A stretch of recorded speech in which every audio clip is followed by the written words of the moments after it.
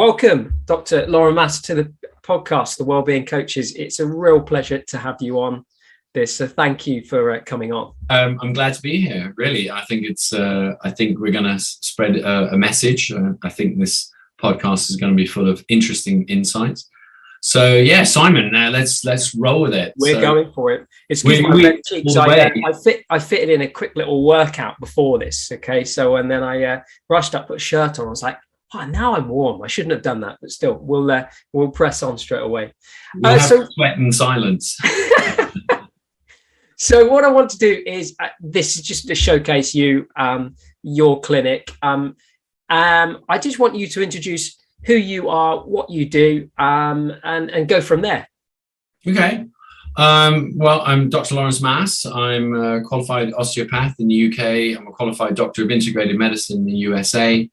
I practice functional medicine, and I have run a very successful clinic in West Sussex. I've been there now for since 2014. I mean, since like 6-7 years now, and the clinic is getting more and more popular. I think it's because functional medicine is getting more and more popular. People are understanding what it's really about. When I came here back in 2014. I'd already run a clinic in Barbados very successfully for about 20 years. And then I had to come to England because of schooling reasons for my kids, etc., because schooling in Barbados is not that great. It's much better over here.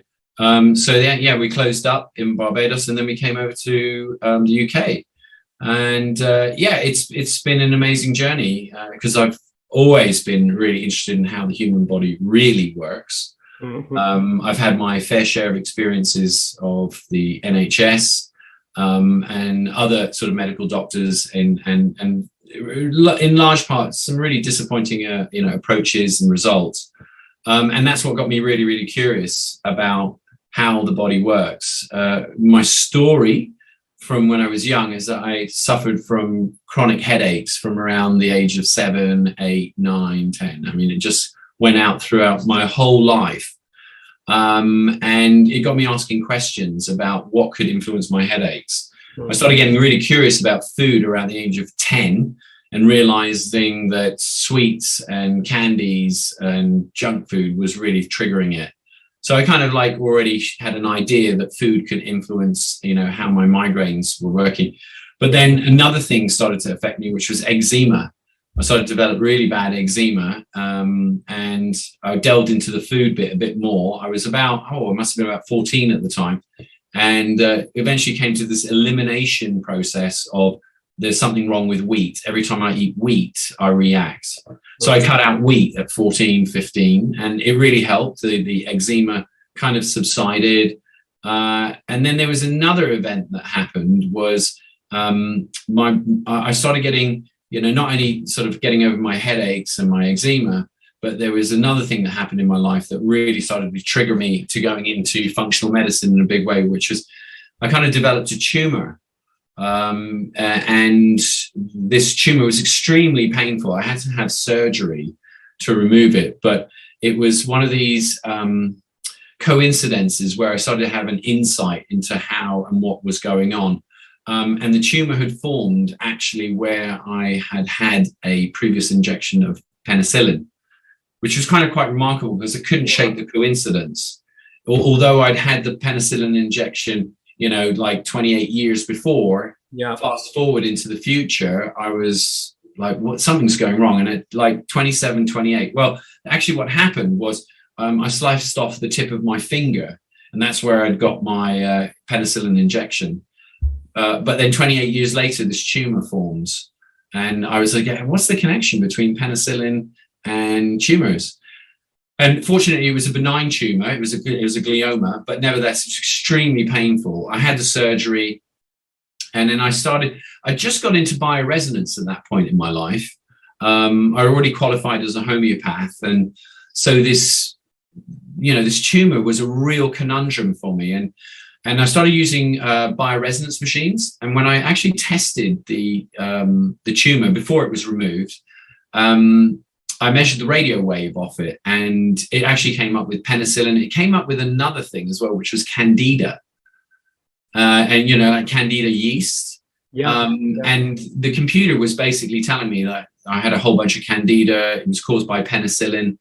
And when I start linking back to my headaches, there's a link between chronic candidiasis and headaches. There's also a link between chronic candidiasis and eczema. And then there's this linkage all the way back when to a penicillin injection. And I started really sort of getting extremely curious, thinking, well, the radio frequencies can't be lying. And I've had it already. I had the surgery removed. I had it identified as a glioma. And then I started getting into the early days of Google and hunting for this information. What is the connection between penicillin and tumor formation? And what I came across was some amazing work from Professor Costantini from the World Health Organization, who wrote an amazing series of books called Fungal Bionics. And I managed to get copies of those. And in it, he describes huge amounts of studies after studies linking mycotoxins to cancer, heart disease, high cholesterol. And it really got me really thinking. I was thinking, why don't more people know this information? Why don't more GPs and doctors know this information from the World Health Organization? And then I suddenly realized that actually there is a conflict within medicine, which is you've got your humanitarian doctors that really care, and then you've got your doctors that just do it for economics. They just do it for monetary reasons. And when I actually looked at Costantini's publishers, he privately published his works.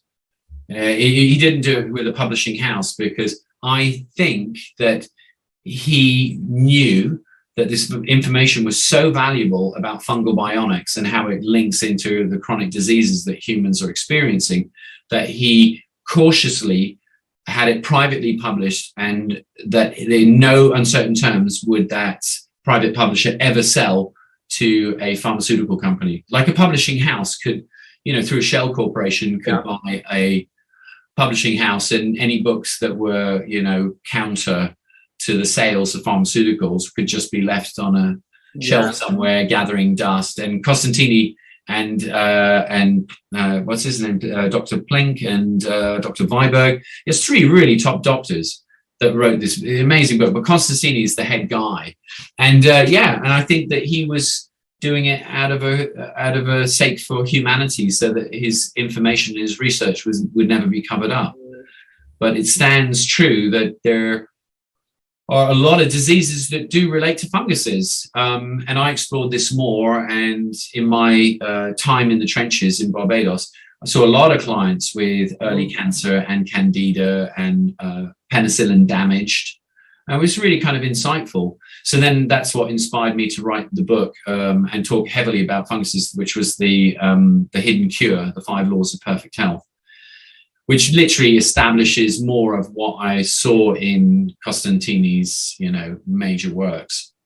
It's funny, how that comes up. There's a trainer that I followed under for some time. You may have heard of him. He's American, but Paul Chek. Oh yes, the Czech Institute, Czech Institute, health coaches. But it was interesting actually, just come up on Instagram. He was talking about fungus this morning, so how they correlate, and it's interesting that you've just brought that up today. I literally watched it this morning, so it's interesting. So your journey, past and present, and now your professional career, what probably led you, obviously you've set up the Maas Clinic, and let's touch in more into kind of what the Maas Clinic does. Initially it was really heavily osteopathic. And then I started getting into nutrition and homeopathy and looking at allergies and really tailoring people's diets to their allergy testing, which worked for me. I kind of had to do it through the Sherlock Holmes, the process of elimination. But, you could take blood tests and you can actually find out what your body what your immune system thinks of your food choices. And so I explored that as part of my nutrition. And then I started getting really sort of heavily into the bioresonance and exploring the quantum field, the radio fields that are coming off the human body. So in a way, my education was, osteopathic, very mechanical. About gravity, movement forces, muscles, treatment techniques. And then it kind of moved into how do you feed the body? So I did the nutrition, Then I went into the homeopathy and then the computerized homeopathy and teaching about bioresonance. And this was just amazingly insightful because here I was trying to understand the human body on more subtler and subtler levels. And so we went from osteopathic to osteopathic nutrition. Then we went to osteopathic nutrition immunology. It eventually sort of blended into endocrinology. So I do a lot of adrenal testing and thyroid testing to try and rebalance the hormones. And then it kind of moved into the brain stuff, the neurotransmitters, the causes of depression and anxiety and sleep disorders. So in my journey, I've kind of like explored many areas and kind of sussed them, got really qualified into them. And slowly I've been building this very integrated picture. And that was actually my last degree, was a doctorate in integrated medicine that I completed in America in 2017. And and that I feel I've like almost understand everything. I mean, there's more to learn about the human body, but I've sussed a very good way, a method of how to get it back into balance. And it's not only just with people with allergies and autoimmune and chronic gut problems and hormonal problems. It was a bit run of the mill, so to say. I mean, I was seeing these clients day in, day out. And then perchance something really interesting happened. As you know, I'm really well into surfing. And one day, when this was in Barbados, one day, I was kind of like thinking, it's like coincidences, like you said about Paul Chek and mycotoxins and fungi and how toxic they are. Well, there was a coincidence that happened, and I was thinking, well, what would my program do, for an athlete? Does my Maas method actually work for athletes? I mean, we've got the really sick people. I know they're getting better from cancer, heart disease, cholesterol problems, allergies, autoimmune, burnout, adrenal burnout. So many people have that. And I was thinking, could I apply this to an athletic world? And it was a little bit later that day, I got a phone call. It was a Sunday, and I got a phone call from a friend called Stuart Stout, a surfer, another fellow surfer. And he said to me, hey, Kelly Slater has really injured his neck. I know it's Sunday, he's going to put you out of your way, but could you see him?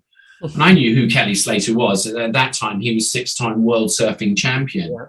And I said, yeah, no problem at all. I mean, I was literally waxing my board, ready to go out to catch some waves. And I said, well, I can't come over now, but if you just give me an hour, let me just get some waves. And can you ask Kelly if I can just grab some waves, and then I'll meet him, a couple of hours later. And Kelly said, yeah, no problem at all. I totally understand. I'll just hold off with the pain. So I had my surf session and then flew back home, really excited, knowing I was going to be treating the 6-time world surfing champion. And it was so bizarre. That morning, I'd been thinking about how would the program work for athletes. And of course, I knew it would. And so I met Kelly Slater and we got talking. I fixed his neck.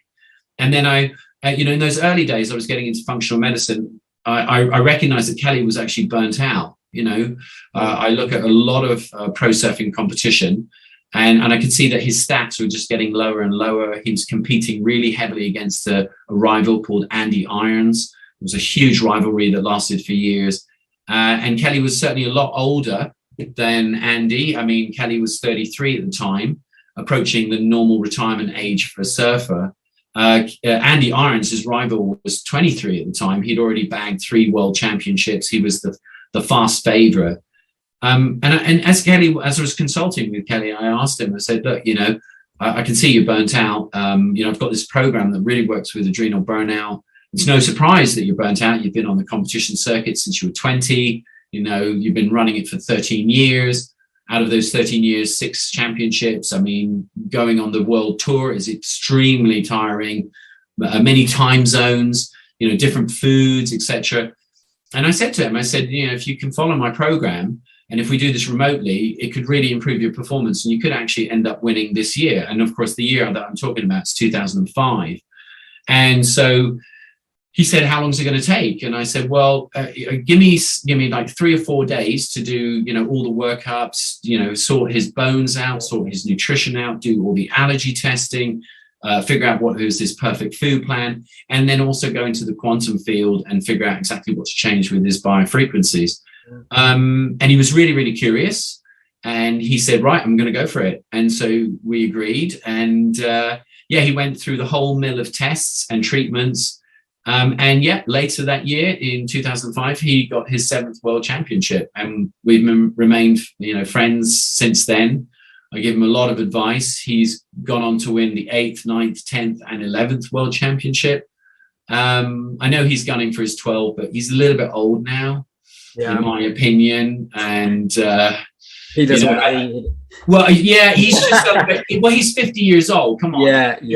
He's extended his career from 33 to 50. And so for me, my career, this is a tremendous achievement working alongside with Kelly, and him proving the techniques actually worked for athletes just as what they worked for people with cancer, autoimmune, or burnout. And so it was really inspirational.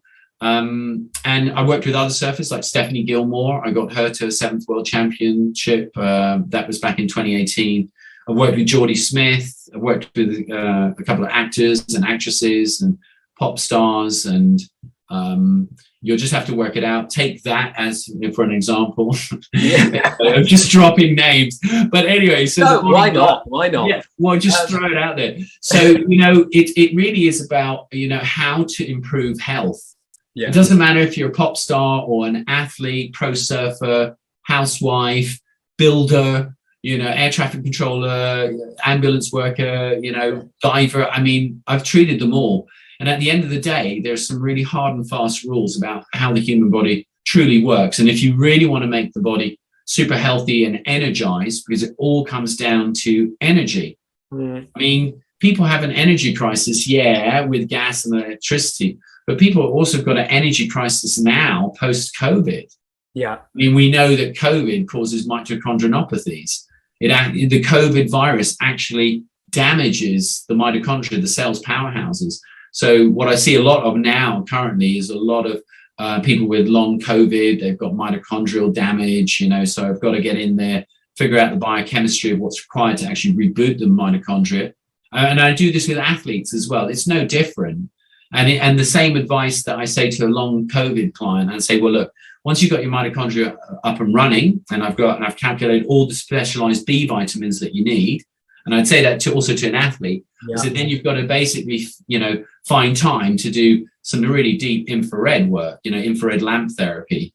And that becomes the wavelength that actually activates the mitochondria, and it switches the mitochondria from burning, sugars and lactic acid to actually making a lot more ATP. So burning sugars is about 4 ATPs, whereas if you burn fats and supplements, it basically converts around 36 ATP.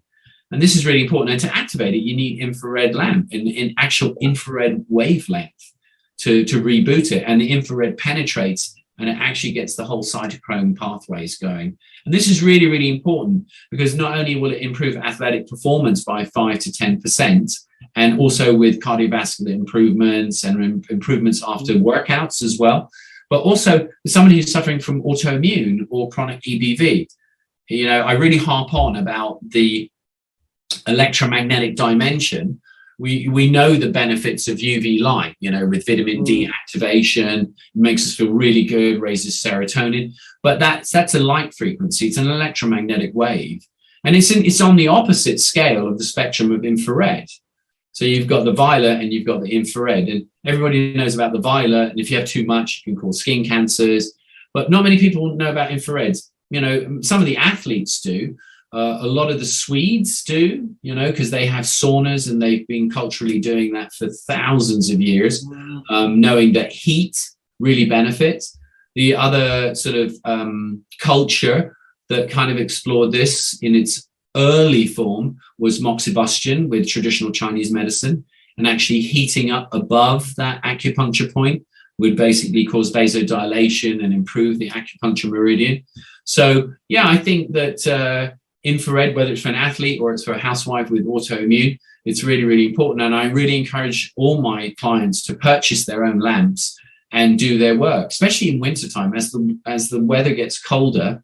In Chinese, it's literally going more yin. And of course, infrared is a yang machine. Exercise is yang. It's like vascular. It's like heat, and all of that comes from ultimately the mitochondria. And the mitochondria, yeah, they're so important. They're like little cocktail sausages within our cells, and they're really, really important in, in creating good amounts of energy. And that energy, yeah, sorry, you're sharp. Because I am coming into your clinic, come back to your clinic, because it is me being a bit of a country bumpkin, and I know there's some clinics out there that exist in London, but I come into your clinic, and you are really thankful for that, because it was absolutely amazing eye-opener, because I've not seen anything like it before. Thank you. It was a really well, and I think it comes to the point of, when you enter into a place and you feel welcome, your place is done very well with the reception, and it is that welcoming response. But it's more the fact that when you, and I'm going to post some videos into this conversation, but that I took on the day, but that process of how you come in, how you're treated, then the element of your testing and the knowledge that you went through, it was so well put together in the sense of, we looked at, and you'll be able to tell me in a little bit more detail, but we looked at my red blood cell counts, didn't we, on the screen, and you zoomed in on that microscopic analysis and really broke down the detail. And what I thought was, again, amazing was how that knowledge of getting a test, like, we all know, going to get a blood test at a GP, we have to wait or phone the reception and just double check if they're in yet. But it was a case of, it was like Superman changing in the phone box, because instantly they were uploaded to your screen in your consultation room. And it took me a while just to get over that. So, and for me, it was, I left, and I really had to kind of process everything before I left, because it was so fine-tuned. There's nothing exists like that, or that I've come across anyway, Yeah, I know. It's really a really good formula. I mean, it's well honed, it's tried and tested. Yeah. I'm not into bullshit. I'm really into, can you prove it? Is the evidence there? What is the shape of the red blood cells? How are the white blood cells moving? Yeah. You can actually see them live, like an animal in the wild, and you can see what it's interacting with. You can see the quality of the actual blood.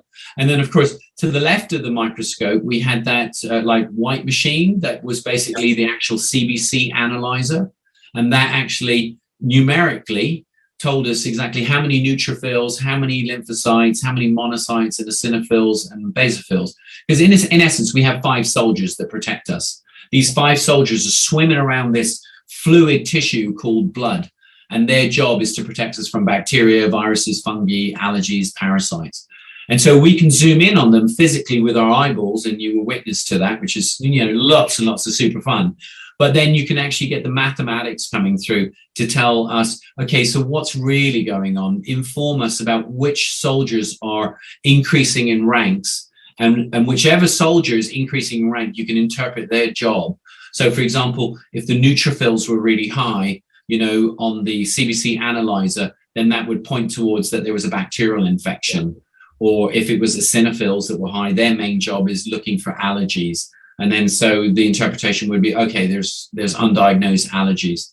And of course, now knowing and understanding quite intimately live in that moment in time, and what's happening with that person's immune system, you can give some really good directions on how to start fixing things. So if it's bacterial, they can go on an antimicrobial program and reduce the bacteria that's in their guts, because oftentimes it's SIBO, like small intestinal bacterial overgrowth. And that has a whole slew of problems like hives and brain fog and arthralgia and histamine problems and palpitations and really bad wind. And it's just really bad when people get small intestinal bacterial overgrowth. But then again, it could be something like allergies, and they never knew that they were allergic to cucumbers or beetroot, and so we would get their blood tested again further and actually ask that question, okay, what is it specifically that's ticking off these eosinophils? And then the patient gets a list, just like a traffic light. Green is good, yellow is kind of like, be really careful, and then red is stop eating this food item. And that becomes their nutritionist. Their immune system actually becomes their nutritionist.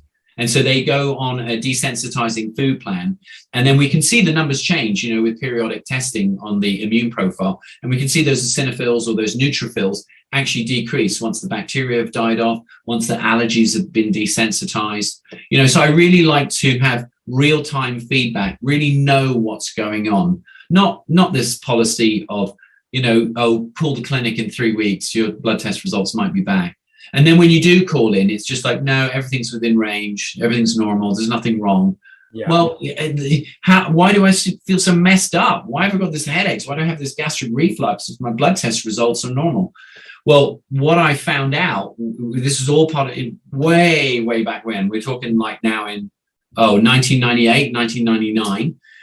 I made friends with a naturopathic doctor, a guy called Dr. Dickon Weatherby. He's got a great series of books all about blood chemistry. In fact, Dickon took me under his wing and he became a mentor for a bit. And he's totally inspirational.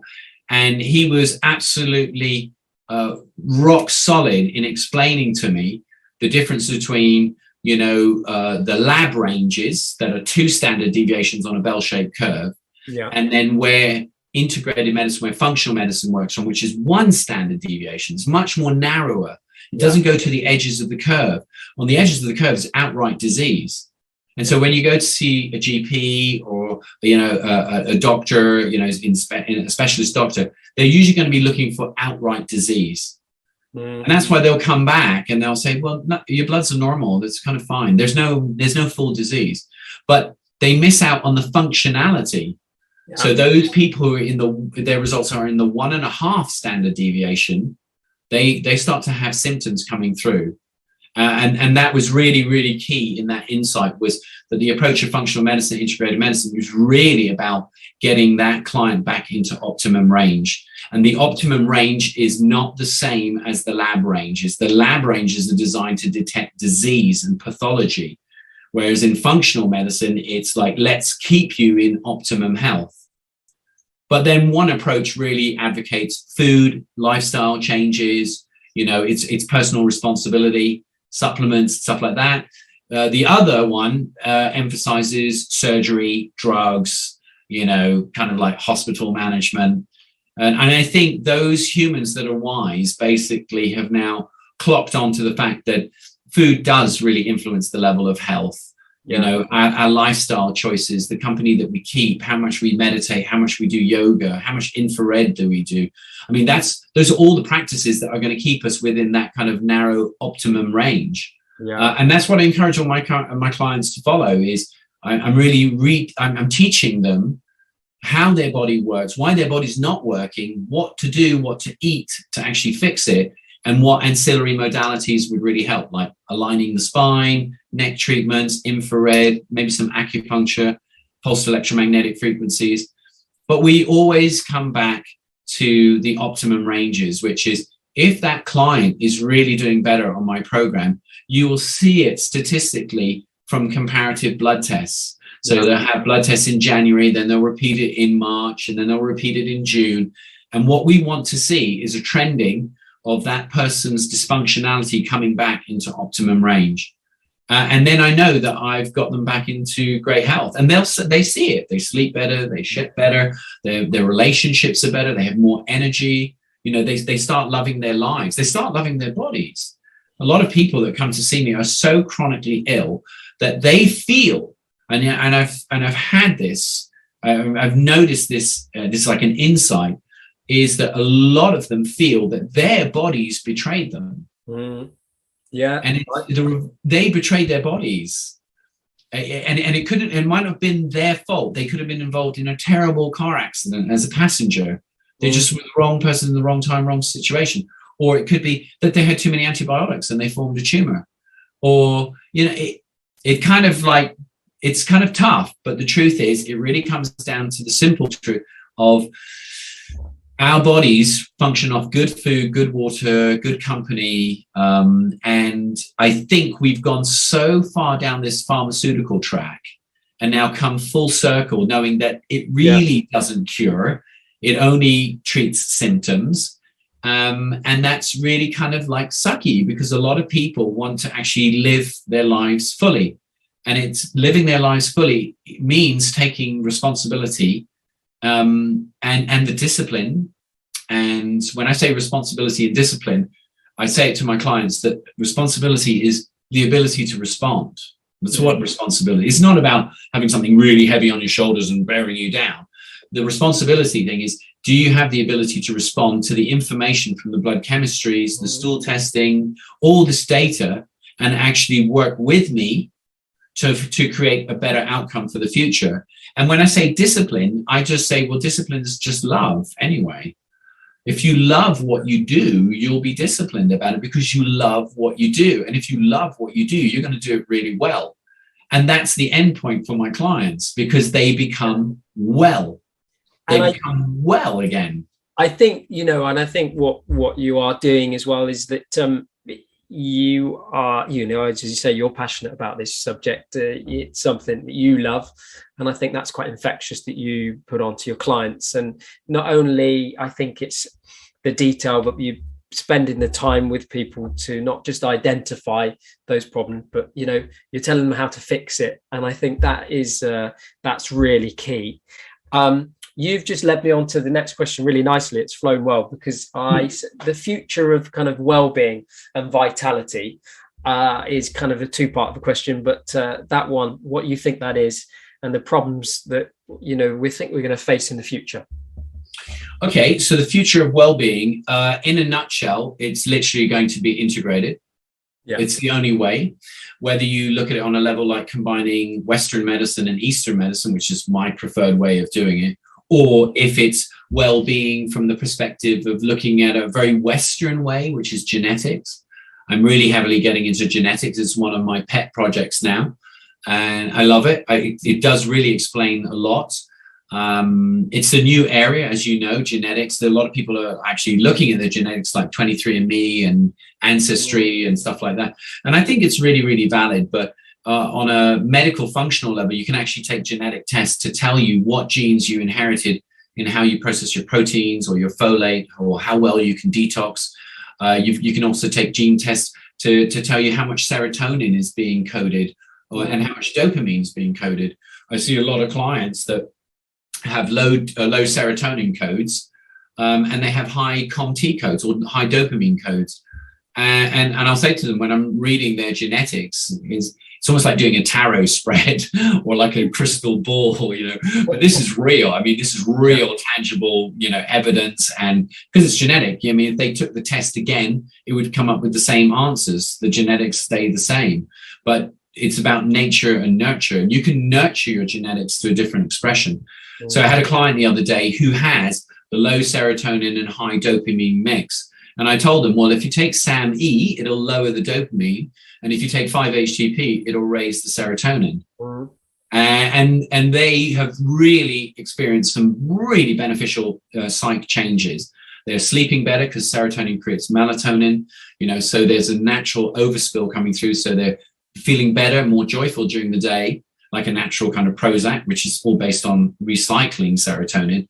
But genetically, if that person is a low serotonin producer, well, not to hook them on Prozac or Zoloft or Paxil, but to actually answer the genetics and give them the right amount of 5-HTP that will shore up and actually sort of start flooding that defective system. And then they start actually building more serotonin.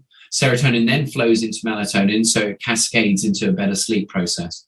But then serotonin is also really, really important for bowel movements as well. Serotonin is not only about joy and feeling blissful, but serotonin is also about creating the peristaltic wave for the poo. Yeah. So you've got this interaction of serotonin during the day, then it converts into melatonin at night. They get 7.5, 8 hours sleep.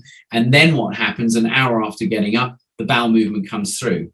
And this is really important because on a genetic level, it would explain why people get depressed and why they get constipated. An orthodox way is just put them on Prozac and put them on laxatives.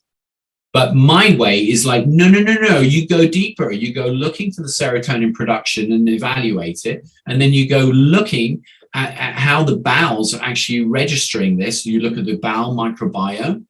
So it's a much more integrated system, and it really comes down to just looking deeper And the answers are there. But sorry, got a little call coming in here. Oh, she's come off. That's great. But the bottom line, yeah. Oh, and again, sorry about this. Good. That's it. So popular. You see, they're trying to get hold of you already. It's just my daughter, really. Okay. Yeah, she's probably just trying to get in touch with her mother, if the truth be told. But yeah, it really comes down to, it's really sort of digging down. I mean, people hire me because I'm more of a detective than a doctor. That's a great statement. Yeah, that's it. And I think people really are now being, more aware, whether it's, I think that pandemic definitely shifted people's mindsets, whether or not it was they just spent a lot of time just reflecting, spending with their families, even work related is probably why when they're trying to do employment now, they're looking at all the benefits around, the job, does it have healthcare, so forth. And it's a real mindset shift. And I think this kind of 2022 onwards, people are so much more wanting to be more aware, of their wellness, their health. And that's why I think it's trending. It is a huge trending subject. Well, I think it comes down to a couple of things, which was the vaccines didn't do what they said, what was said on the tin. We know that there's been a lot of injuries as a result of it. There's a lot of athletes that have died from clots, and they're young athletes, and it's just, the statistics are just ridiculous. They're kind of being covered up, but we know that. I mean, thank goodness we've got sort of like other feeds of media besides the major media houses. And we know that where there's smoke, there's fire. And I myself, not only have I seen this on Instagram and Facebook and, people sharing stories, but I've also seen it in my clinic in the trenches. I see a lot of clients that basically are vaccine damaged. And I have to go in there and start hunting for the vaccine, because the vaccine, the COVID vaccine, the corona, has a particular signature to it. And I will, once I've balanced up their sort of chemistries, then I can hook them up to the radio frequency scanner. And as long as I can generate the signal of the COVID vaccine, and I've got it on the database, I'll ping it through the client, and then a ping comes back and it tells me where this vaccine is actually causing disturbances. So it could be in heart tissue, lung. There's a lot of ACE2 receptors also in the brain, a lot of ACE2 receptors in ovaries. A lot of women were suffering from menstrual issues from the spike proteins, whether the spike protein came from the COVID or Omicron or Delta, or whether it came from a simulation, which was the vaccine. The spike protein is going to dock onto an ACE2 receptor. And these ACE2 receptors are really, really important. I think looking back, because hindsight's always clear sight, looking back, I think there was an enormous amount of naivety on the vaccinologists' perspective, thinking that the spike protein would be built by the human body and then it would dock onto the ACE2 receptor, and then it would literally just pick off, and that would be it. The body would learn. But it was really, really naive, because what we've now realized, just by the sheer bulk of people that are basically complaining of fatigue syndromes and mitochondriopathies post-vaccination, and that's just to name a few, because we've had people with pulmonary valve issues, shortness of breath, they've got pleuritis, and it's come out of nowhere. I've got people who have massive herpes flare up. And it's there. You can see all the vesicles, everything's really awful. And I'll say to the client, I said, well, when did you ever have herpes? They said, I've never had herpes. I said, well, okay, let's go back. When did you last have chicken pox? And they said, I was 5. And that 58-year-old client is just complete. And I said, well, that's it. I said, chicken pox is herpes. It's the same family. And I said, but why does it come out a day after I've just been vaccinated? I said, well, one virus or one vaccine disturbs the stability of another vaccine that's been stabilized and is dormant. And so it aggravates it and reactivates it. So we see a lot of people with vaccine issues. And so I have to go hunting for them, for these vaccine codes. And I'll know when the client's better, simply because the fact their mitochondria are going to be working. They've been doing lots and lots of infrared and B vitamins and CoQ10, and also I know the client's going to be better because no more echoes will come through from that corona vaccine signal. It literally just diminishes to nothing, and then that person is really good. And I'm so just thinking, takeaway is, people can improve. Yeah, they can. It's really hard work. I mean, the sooner that you can get to the situation and start sorting out the mitochondria, the ACE2 receptors, fixing the gut, because a lot of people long COVID, they get SIBO, and I had lots of clients that were like, why, when I had a virus, why would I get a chronic gut infection? And I said, well, 70% of your immune system's in your gut lining, Mrs. Jones. If you get attacked by a virus or allergies, it's still going to affect your gut lining. It doesn't matter. And why? Because your immune system needs that 70% of real estate that's actually physically in the tubing to empower the immune system. And if it's being attacked on the ACE2 receptors, and there's lots of ACE2 receptors on the gut lining, well, the gut lining goes dysfunctional. So we all know our gut lining creates powerful immunity. This is why food choices are so important. Junk food creates a junk immune system. Organic food creates an organic immune system. And our whole program has been organic. I mean, it's just like the mass industrialization of humanity, has really led us down this path of where we've moved away from the organic. We're coming back full circle because we're just realizing that it is the way that we should live. But yeah, we went through this whole industrialization pharmaceutical pathway, and we're now seeing the effects of it. I mean, you know about glyphosate and Roundup. We know it's linked to autoimmune and increase in cancers and Alzheimer's. Like this, you can't hide the statistics. The smoking gun is there. The Dr. Zach Bush. I mean, he was an oncologist doctor who was working on building chemotherapeutic drugs, and he realized that the very same compounds that he was designing in the lab were the very same compounds that organic soils were making naturally by the bacteria. And so this we've got to go back to nature, back to organic, back to Gaia. But sorry, you're sure. Back, and it's interesting because I've the education background of fitness training and getting people up to level 3 training as a personal trainer. The personal trainers are going to always only guide someone, but it is interesting because when you look back at some of the qualifications that we're still kind of then providing, sometimes that old level of knowledge is still being taught, and I always say to the students come through it's a driving test. When you finish that driving test, you're not an amazing driver. You just got to keep learning. You got to keep testing, challenge status quo, because otherwise, it's not all in that manual. The food pyramid.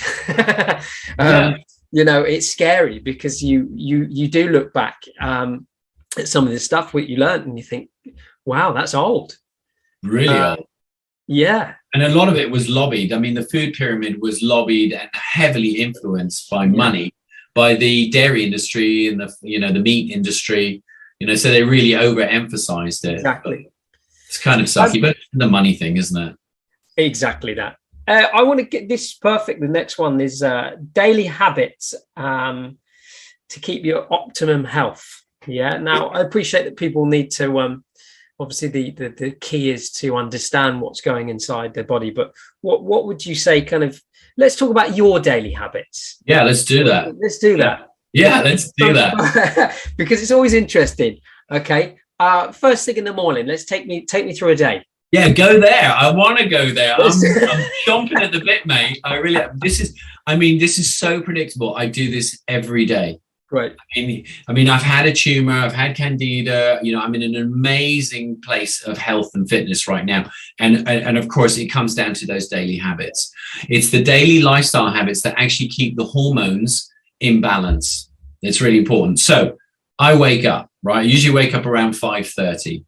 I get up, I've got the animals downstairs, they're meowing and they're woofing and so I pet them. So I'm already sort of like getting my oxytocin going. So I'm with the pets. Of course, I'll then end up feeding the cats. I'll switch the kettle on, and then I'm going to make myself some organic mocha and coffee, and then I'll mix that with coconut milk, organic, of course. And so I've got my little beverage. The cats have stopped meowing because they're now feeding. The dogs are going to have to wait till 7 because that's their feeding time, but I'll just play with them, pet them a little bit. And then, of course, I'm then going to check maybe emails actually the first thing I'm going to do is going to check my URA score and see how well I slept, how much depth I got. And then I noticed that on your finger. Actually, I was gonna. I talked about it. Yeah. Well, I'm such a geek. I've got both. I've got the Apple. I've got the Oura. You know, Okay. I'm so into the stats. I'm tracking it all the time. For those that people don't know, that it's his sleep tracker, isn't it? As a ring, as a tech. Well, I'm actually going to do a podcast on tech, and it's including that. So that was a little shameless plug on there. Yeah, no, it's so good. Backstory on that one was back in Stockholm when we were attending one of the biohackers conferences there. It was really, really good. It was kind of interesting because they had lots of things on, and it was really kind of like juicy tech. But we gravitated to the Oura, one of the smallest things. There was all these beds and things and gadgets you could use, but we gravitated to this Oura because it's just so convenient. And I started talking to the guys there and saying, my God, this is a really genial idea. How did it come about? Well, actually, I was talking to the director. Can't remember his name, but he's the director, and he said, oh yeah, it's old out of work Nokia engineers. And I was like, what? And I said, yeah, we were out of work, iPhone, what was it called? The black, there was the competitor. What was it? It's the funny keyboard one. BlackBerry. The BlackBerry, the BlackBerry. Yeah. And then iPhone took over. And so we had all these Nokia engineers that are out of work. And a couple of us got together and we thought, what could we create that's really going to really work, And they came up with the Oura rings. So they were, It's awesome. Yeah. It's so awesome. I really love it. And so now I'm wearing Gen 3. I've gone through Gen 1, Gen 2, Gen 3. Okay. Yeah. Got the oximeter on it now as a feature. So it's got real-time heart rate monitoring, so it's kind of competing with the old Apple Watch. Yeah, what it can't do is Oura Ring can't tell the time. But I imagine in the future they're probably going to have a digital version where you can just touch it and it will just come up with the time or something. Well, you've just given them an idea now. If they ever... Well, there you go. Well, 5% for me for the originating the idea, please. Sorry, I digress. You've checked your Oura Ring. You've checked your sleep. And then I've had a couple of sips of the mocha, and then what happens is I get the bowel movement coming through, and so then I go to the bathroom and I use a squatty potty. You know what a squatty potty is? So it basically elevates your knees towards your chest. And in all humans and in mammals, we have this ligament called the puborectal ligament, and it's a ligament that basically, when the hips are folded up towards the chest, it actually opens the pipe. If the knees are away from the chest, then basically that ligament's going to close the pipe partially. And if somebody stands up, then the whole poop chute is closed. Yeah. So this puborectal ligament is really, really important. And it was something that I'd learned in India when I went traveling there. And I was, going out, I was ashram hopping and meditating, doing lots and lots of yoga when I was like 18, 19 years of age. But squatting was really, really normal. And so we squat here in our house, and it really helps with the bowel movements. After that, I'll do some emails. I'll finish off my coffee. I'll do a little bit of medical reports from the previous day and just finish them off. Then I'm going to throw some breakfast together. So it's either going to be organic granola with blueberries and strawberries with some coconut milk if I'm doing kind of like a cereal carby kind of day. Or if I'm going to go for more like a protein kind of day, I'm going to have 2 eggs, Tabasco, balsamic sauce, a little bit of celery salt, for the flavor, because I like some sort of punchy meal. And then I have a little bit of romaine lettuce and some cucumber and some beets to kind of balance up the protein with the green. And then after that, it's going to be, getting in the car and going to the clinic. I'm going to do 3 hours. So I'll do it till 12:15. I'll have lunch, which is usually sushi or some fish or, it's like salmon, coleslaw, more beets, more salad, more greens. And that's pretty much it. I usually have fish for lunch because I like to keep it light. Yeah. And then I'm back to work at 1, seeing clients and analyzing chemistries and doing bioresonance, etc. And then I get back usually around 4:15, 4:30. And then when I'm not on a podcast, for example, I will be playing with the dogs, having a cup of rooibos tea because that's very antibacterial. It keeps the microbiome nicely balanced. Without getting the whole caffeine hit from it, Yeah. So caffeine in the morning is cool, but caffeine after 12, it sucks. Yeah, it completely distorts melatonin cycles. So if I have a hot beverage, it's usually rooibos. Dandelion is a favorite one of mine now as well because it's so good for liver and kidneys. And then pretty much I'll start writing my reports, my medical reports. And then it's pretty much wrapping that up, playing with the dogs more. I might go to the gym because I've got my own little personal gym set. So I might work out for 20, 25 minutes, do some resistance band work, push-ups, bench press, incline, or leg extension, hammies, lat pull downs, bent over rows, flies. And I try to compact it really, really tight. I want it in about like that whole Tabata kind of approach. It's like 15 minutes, done. You know, I've done all my sets, four body part sets, right? And then after that, it's going to be dinner. And with the kids, and then we have something really healthy. You know, it's usually going to be meat, or it's going to be chicken, organic, of course. 3 vegetables, a salad on the side, and usually a really healthy carb that suits an O blood. You know, so for us, it's like yam, potatoes, turnips, parsnips. And then pretty much it's chuck down my supplements. All the while, breakfast, lunch, and dinner, I've been chucking down my supplements. Throughout the day, I take my pregnenolone as well, which is my adrenal hormone. And then I take a tiny amount of DHEA. It's usually 1 milligram. And that just keeps me going through the day.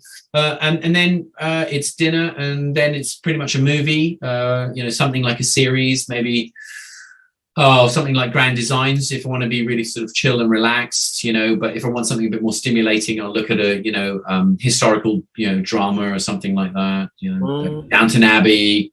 I try not to look at too much violent stuff at night, simply because the fact it's too overstimulating.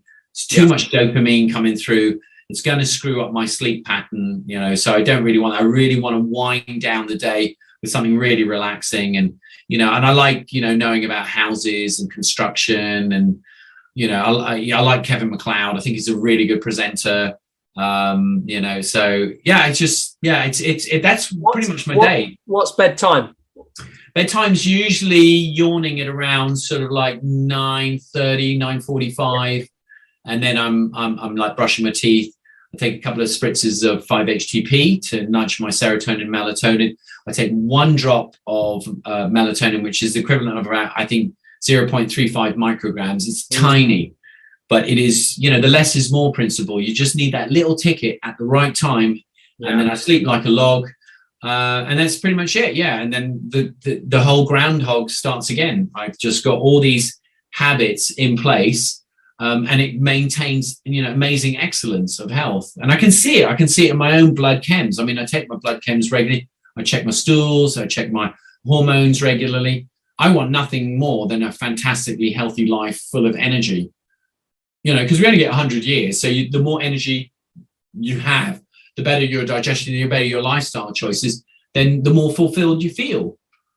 And it is fascinating because you are living proof of it, because, when I was at your clinic, I mean, it was in a short period of time, but it was a case of you have to be fully coherent, fully, firing on all cylinders, because you had next client, and you were, and you were performing top peak, so it was interesting to ask about your habit. Reliance is really knowing how my adrenals work and knowing how much pregnenolone I have to take to match the energy levels of a 35-year-old. Currently I'm 54, but I definitely have the energy of a 35-year-old. And if I didn't do that adrenal program, I would have far less energy. But that's the whole point. I mean, if Oprah Winfrey was interviewing me and said, have you found the fountain of youth? And I'll go, yeah, I kind of have. It's not a complete story, but I think if you fix your genetics and you fix your adrenals and get your hormones really, really balanced, then amazing things can happen. Well, you just have to look at Kelly. I mean, he's just got a stellar track record. I mean, I know he's super talented without a doubt, but statistically, he should have burnt out 33, 34, but he just happened to meet the right person at the right time to do the right things. And just to tell him, Kelly, buddy, you're burnt out. You burnt out from, 13 years of the professional circuit. You got 6, major world championships. That's double what anybody else has, and he really took on board the lesson of, prevent burnout, look after your adrenals. And so I know he takes all the herbs that I have recommended to him and the supplements, and he still does it to this day. The lessons that I've impressed upon him, he still carries on. And he is the epitome of the fountain of youth. His career still goes on. And, I just can't wait to take on more, athletes and say, look, I know for sure as a footballer, if you follow my program, you get another 3 or 4, maybe even 5 years to your career. or if it's an actor or a pop star. It all comes down to energy, and energy is dependent on the adrenal hormones and genetics. If you get that right, amazing things happen. Exciting is that for someone to hear, especially as an athlete. What's the future for the Maas Clinic? Future for the Maas Clinic is we're actually opening up our second branch, which is in London in 58 South Moulton Street. Okay. Currently, we're just renting temporary premises there, but I think the long-term future is that we're going to get our own premises and be able to set up the sister clinic and actually be able to run it full-time. Phoenix, my firstborn daughter, she's 23, and she's now in her third year of osteopathy. She's following the same track as her dad. She's going to qualify as an osteopath. She's then going to get trained up in functional medicine, possibly even go into integrated medicine and get her doctorate. So she's coming up in the ranks, so she's going to join me as part of the family team. And we will co-manage the two clinics together. I think I'm going to get another functional medicine practitioner to join us as well, because I don't know what's happened, but in the last 2 weeks, 3 weeks, there's been an enormous interest. I mean, we're getting new clients through the wazoo right now. I mean, it's kind of difficult because we can't take too many on board. We're starting to build a waiting list. Yeah. Because if we take on too many on board, the loop system of the existing patients as they come back for their reappraisals gets thrown off. So it's a little bit of a delicate process. And coming back to being superhuman, this is just, at the moment, it's you parting this knowledge. It's kind of great to hear that daughter's following footsteps, because you're kind of, you're kind of like Yoda, okay? She's the Obi-Wan, there's Luke Skywalker's. You need to pass on your Jedi skills. But you can be one. I mean, that's the whole thing. That's what George Lucas was playing at. It says, is somebody who basically does use the force of the force. I mean, come on, the force. And let's talk about the other parallel, which was what was it?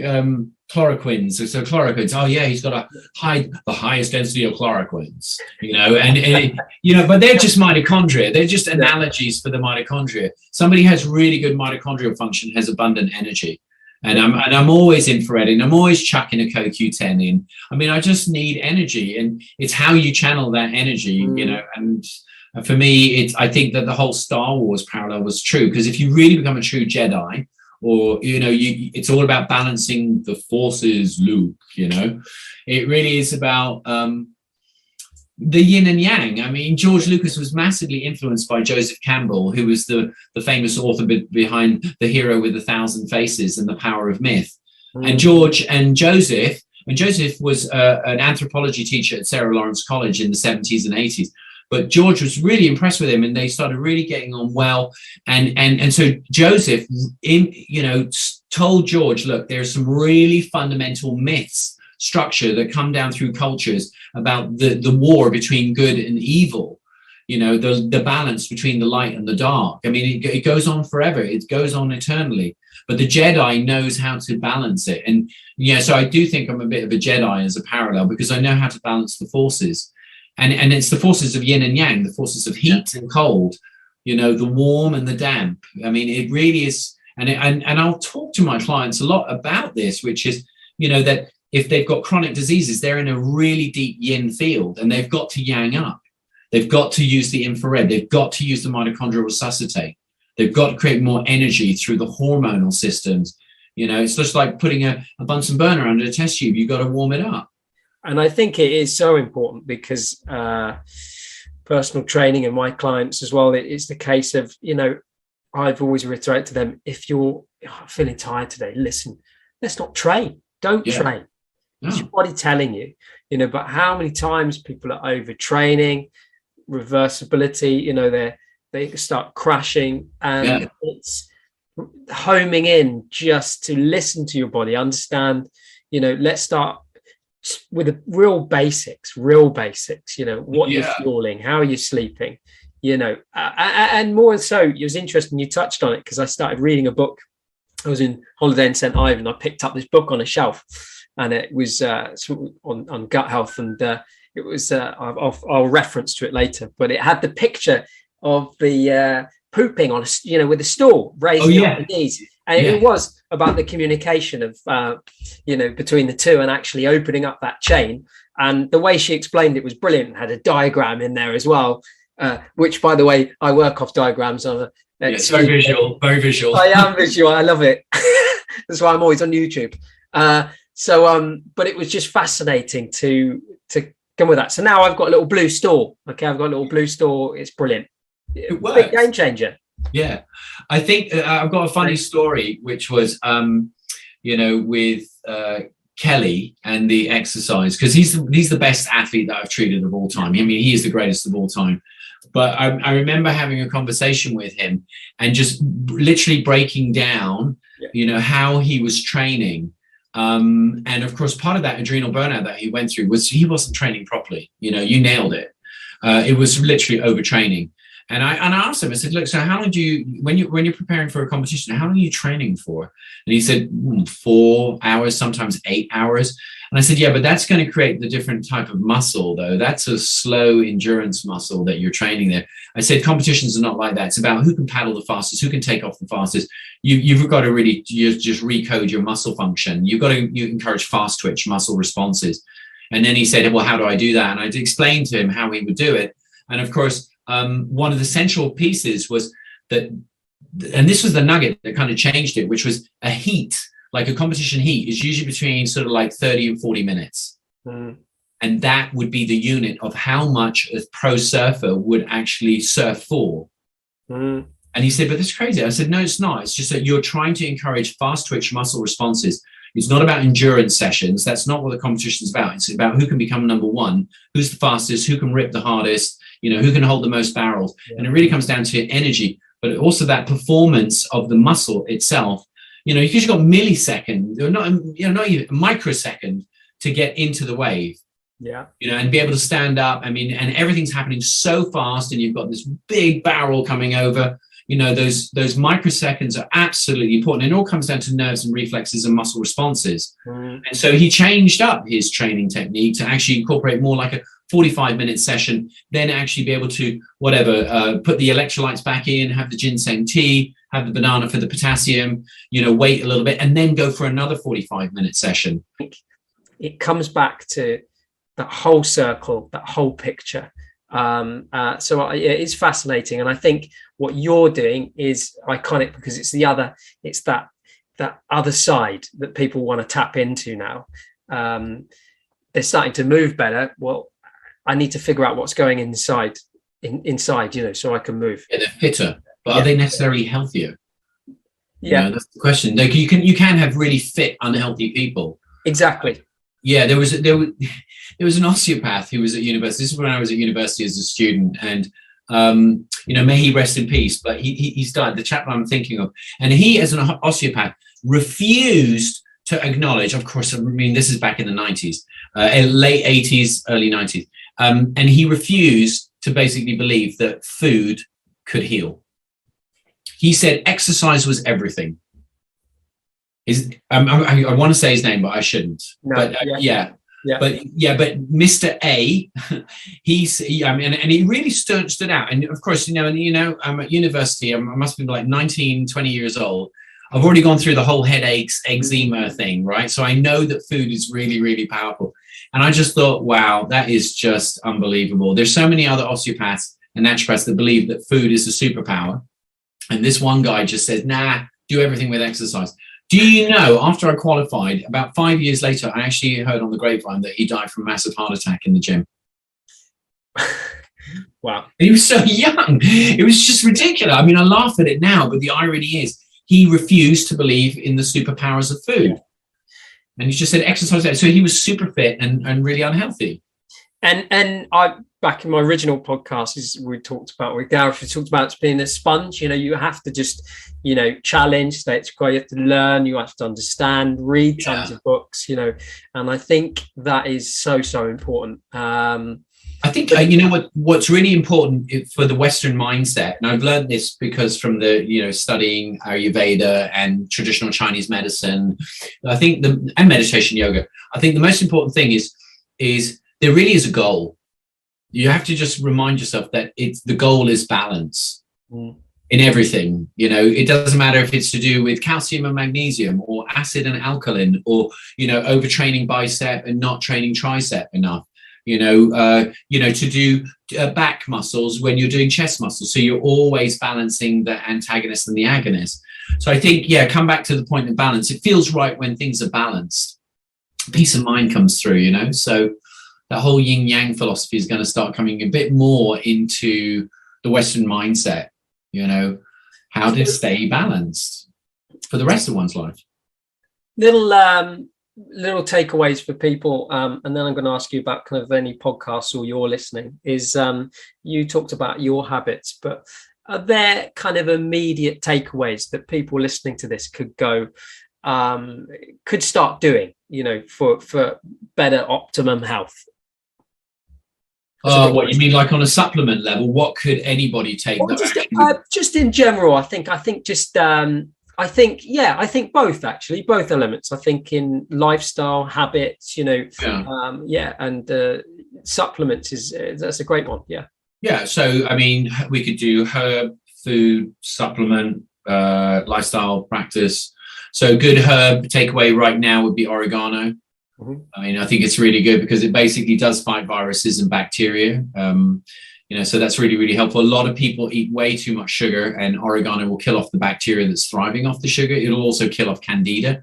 And lots of people, are walking around it with silent, candidiasis. I mean, I did for many years. Yeah. So a good herb, good vitamin would be something like CoQ10. Okay. It's really, really good because it is the primary molecule that activates the cells, and it's really important for the heart. A lot of people unknowingly have CoQ10 deficiencies because they just don't eat enough fish and salmon. And, if they had a kind of like Okinawa kind of Japanese lifestyle, they'd be having lots of CoQ10, but majority of people just don't have that kind of lifestyle. Yeah. So supplement with it, CoQ10 is really important. A takeaway food that I find is really, really impressive is kiwi. I think kiwi is an unsung hero. Yeah, really powerful stuff. Kiwi in ages. Yeah, it's so good. It is actually really, really good for anybody who wants to improve their protein metabolism and minimizing the risk of heart disease. The reason why is because the body sometimes can produce high levels of homocysteine. And homocysteine is a protein, it's an amino acid that's broken down from processing protein like methionine. So any protein's got methionine in it. And the way the body breaks it down is it will break it down into homocysteine. But homocysteine is like lava. It needs to be handled with asbestos gloves. And the way the body does that is it does it with beets, kiwi being one of my favorites. It also does it with quinoa and spinach. So those are really superfoods. And it also manages it with B6. So if you want a B vitamin that really helps people, it's vitamin B6. It's really good for preventing, homocysteine going high. And if homocysteine goes high, it can lead to depression, cancers, IBD, and cardiac risk massively increases. But, so many doctors just don't test for homocysteine. And yet it's routine. It's absolutely routine. And if someone's homocysteine is high, and if they have a history of heart disease, then I'm going to call for the genetics. And then I'm going to say, okay, what's coming down the family line of heart disease that would explain that each generation is getting high homocysteine, and how much B6 that person, and how much kiwi do they have to eat in order to prevent and mitigate that cardiac risk. So that's kiwi for you. What else? Lifestyle habit. I think walking is really, really good. Walking in nature, forest bathing, just being with nature, whether it's walking along a lake or next to the sea. I think just give time to do a kind of walking meditation and connect. So it's really nice with dogs. It's also really great with company, but it's especially beautiful when you can just do it by yourself. You can just do it all alone. And I say that when someone is alone, they are all one. They have the opportunity to be all one. They're in their own space. They're in their own soul space. And they are literally just walking, breathing, looking, being, just to practice that. And I really agree with that because, having dogs, hence why that door keeps open, because my dog keeps pushing it open. But going out with dogs it does get you walking. But interestingly, taking up a little bit very beginner photography, but that's been an eye-opener for me for walking out, because what you would normally just walk past, it's a tree, it's a bit of nature. Now you're homing in on it. You're starting to focus on it a little more. You appreciate it more, and that for me has been a fantastic thing. Yeah, K9 knock there.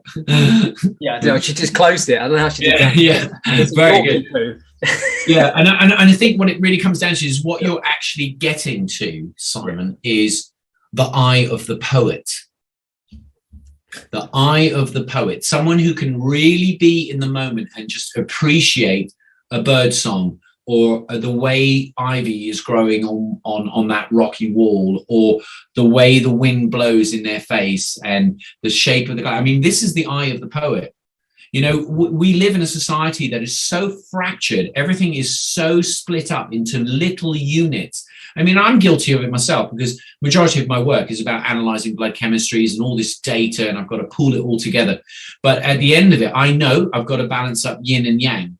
You know, all that data is all yin. I've got to go out into the yang now and connect with nature and be with my dog, get the energy going, you know. So it really comes down to, it's a balance thing once again.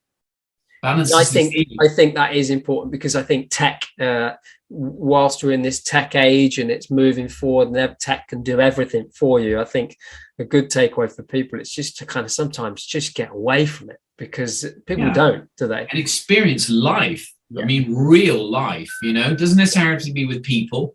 It can be with, you know, pets and places and landscapes, but just to connect with nature. It like Deepak Chopra says, it connects you to the field of potentiality, you know. And if you start encouraging, you know, more peaceful thoughts, more peaceful situations will come to you. It's like the law of attraction, Joe Dispenza and all of that. I mean, it's just fantastic stuff. Love it. But the key, the book, The Secret, I love that book. Brilliant. It's really, really good. Yeah, I love that book. Yeah, you know, but I had a guy actually who did The Secret, right? It's a funny story. And I said, so what was your secret? What was your law of attraction? And so he's going back in time, and he said, well, I wanted lots of scantily clad women around me. I mean, that's what I really wanted. I just want to be with more women and scantily clad. And I said, well, how did it manifest? And he said, well, I got this fantastic opportunity while I was, you know, surfing in Bali. And I was doing some yoga on the beach, and one of the spa holders, you know, the owners said, you know, are you looking for some work, you know? And so they gave him a job. And then suddenly he was in this classroom with scantily clad women. And he was just like, oh my God, this is the secret. I also dangerously once, the yes man did, I did it for a couple of weeks where I couldn't say no to anything. And I'm not going to dive into that, but I got into some very weird situations. But but what it did do, out of interest, is it opened me up to just lots of things where necessarily I might have been, no, go away, you know, met new people, explored things. So, hey. It's great meeting new people, because in those moments of new people, in that moment, you can share and exchange ideas. And sometimes the exchanging of ideas can be so powerful, it actually changes one's life. You never know who's out there. Yeah, well, that's why I'm actually, you know, it's a bit of a hobby doing this podcast, because if it wasn't for doing the stuff I'm learning, it's an active way of learning, exploring and meeting like yourself and sharing what you're doing, because if it wasn't the case, I wouldn't have known. I think it's a good point.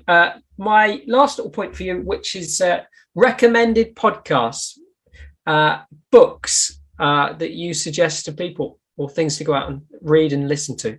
One thing that I constantly recommend to my clients, which of course is very educative, but it's really, really interesting because it blows people's minds, is YouTube, Dr. Zach Bush, Chemical Farming and the Loss of Human Health. Okay. That's a really, really good one. And it really talks about the whole explosion of autoimmune and neurological problems and heart problems and autism since the 1960s and 70s, when glyphosate was introduced, and it's just gone out of control, causes leaky gut, leaky brain. So I really recommend that one. Right. I listen to a lot of podcasts from Dr. Mark Hyman, because he's an absolute hero of mine. He's just an absolute hero, really. I mean, he's so personable. He's like your friendly neighborhood doctor who really has got good scruples. He's got really good values. He knows the power of food. He knows the human body can heal itself, you know, if it's just given the right information and the right nutrients. So I listen to a lot of his podcasts.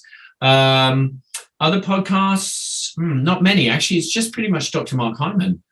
You know, and you, little plug, but you're transitioning from your Instagram into a podcast now, right? Because we're making that transition, but I can't say that I really enjoy listening to myself. I mean, Simon. But you'll be interviewing lots of other people, I can imagine. You'll have a Hyman on it. I should practice in the mirror more often or something like that. But anyway, what else? What about any books? Books currently that I'm reading a really good one on the immune system. I mean, I can go and grab it, but it's a really big one. Can't remember the author's name. I just finished Michael Pollan's book as well, and then I've now just seen the Netflix series, so I think it's much better than Netflix series, which was How to Change Your Mind, which was a journalist's exploration in the vilification of hallucinogens and psilocybins, you know, during the 70s, 80s, and 90s, and the Nixon and the Reagan years, and how it's coming full circle, and how the pharmaceutical companies don't really like it simply because of the fact that 3 microdoses of psilocybin can pretty much eradicate depression and get rid of alcoholism and help people make these amazing breakthroughs. And, you know, but it's really good. So reading the book, it would take maybe a month and a half. Watching the series, it'd take an hour, maybe 2 hours. That's it. You know, so I do recommend that. Other things, what else is there that I'm into? Not much at the moment. Apart from that, that's it. It's actually really sort of all about the clinic and the practice. I think they're great suggestions. I don't want to keep you any longer. I'm going to let you go and wind down for your evening. I'm going to go with the dogs. Collies. Somebody should have warned me about collies. Collies, basically, you get a collie, you get a free exercise program. That's what goes on. You know, and they're ball crazy, absolutely nuts about a ball. But yeah, they keep me busy, and I love them. I love dogs. I've always loved dogs. They're just the best, and they really are. And for me, you know, I mean, I've gone through Weimaraners, I've gone through Jack Russells. Now I'm going through the collie phase, but it's just, I love dogs. They're just great creatures. They really are. I love them. Yeah. And then another tip is my dogs get the best food. Honestly, they get the best food without a doubt. Ours are the same, actually. Chicken, broccoli, there's all things going on. Sometimes some great meals. It's nothing but the best meals for them. They have really wet noses and shiny coats, and you know, I want the best from them. They don't get any grain, no grains at all, you know. So it really is absolutely it's key, because if I look after them, they love me more, and you know, have more fun with them. There's more oxytocin, more fulfillment. And you know what's really sad is that they're only here for like 14, 15 years. So you have to enjoy each moment, you know, because their lifespans are actually relatively short. So listen, if people want to get in touch with you, you're on Instagram, what channels you are, what's the best method to get in touch with? If they want to really get in touch, it's like, you know, get in touch with the clinic, you know, via the website. You know, we've got all the contact us. They can look at www.themaasclinic.com. And of course, we are on Instagram. We're also on Facebook as well. And so people can message us and reach out if they want to. Their adrenals and guts and genetics, and just if they want total well-being. Yeah, absolutely. I'll plug in some links and the reference to your books and so on. Thanks, Dr. Simon. Maas, it's been an absolute pleasure to have you on. Thank you so much. Likewise. Great. Thanks for being such a great host. Thank you.